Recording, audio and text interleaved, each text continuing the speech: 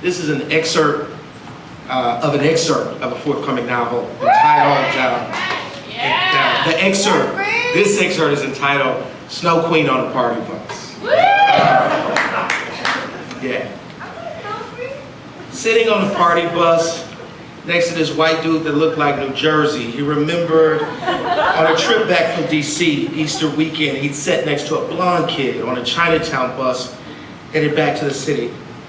The air outside white boy weather, warm enough to wear shorts. He remembered first his calf brushing against the boys. The skin had felt warm, each hair on the leg like a tiny arm held out, asking Theo's back. Because he'd been so unaccustomed to what his body said, controlling that long enough to feel a competent way of communicating it, Theo had waited for a jerk in the bus instead, before taking another pass over the boy's calf with his own. Then another, and another, until he stopped waiting for the road to give him permission.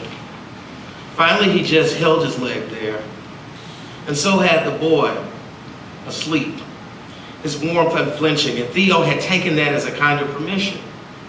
Until that had cooled, that sensation that he wanted to do more, wanted to touch more. Theo had been scared, but he wanted to touch the boy's skin, feared that maybe the boy would awaken and push his head through the window.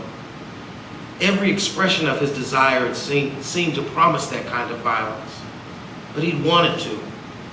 Plus, this guy was a white dude, and they weren't like that. So Theo had moved his hand to his own thigh, again awaiting another jerk in the motion of the bus.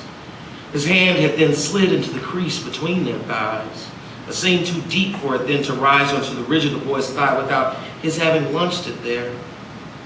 He felt so tired, but he kept his hand there long enough to convince himself that the boy remained asleep. Too tired for his brain to have put up much fuss about morality, he chose in that moment not to know any better. He hadn't known to be scared. He chose not to know that rape, when felt in his flesh, was simply rabid want. And with that stroke of not knowing that particular permission he gave himself, he'd taken in a breath and flung his hand as far as he could have managed, and wound up with 2 fingers against the boy's kneecap. He kept himself perfectly still after that. To slacken any tension in his fingers, he wrangled his breast so that nothing could be felt in his fingers beyond a limp question. Accidental. Then one last jerk and he was there. Another jerk and he held his position. The boy hadn't moved at all, which to Theo had been kind of like a yes. To Theo, the boy had to be awake, right? He'd had to feel it and to like Theo. He had to feel the hairs on Theo's legs too, each alive with the tautness of a single outstretched arm, wanting, reaching out.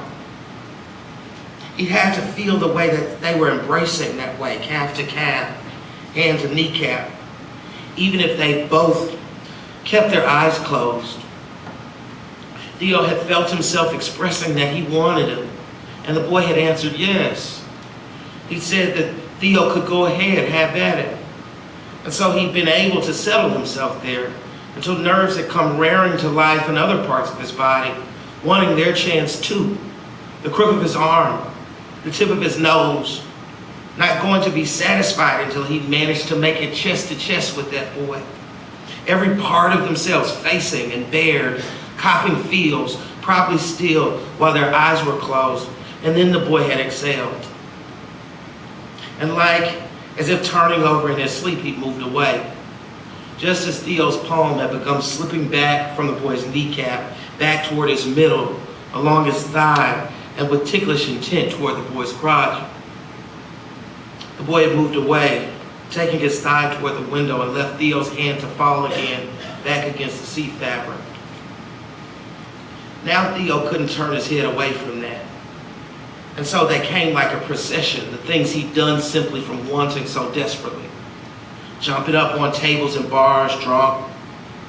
The time he stole a karaoke song because he thought something was wrong with that person's pitch. Always this kind of desperate attention seeking. What was worse, that he couldn't forget them so completely, then have them then have them reemerge so violently, leaving him now here cringing. There was genuine horror in remembering, a mobilizing terror in that he had not connected each of those memories now that were pummeling him, this amnesia, that he hadn't seen the through line. An episode from 2 years ago after a house party, a year before that with a roommate he'd have forgotten how many times having done something, then having to disremember it. Thank you.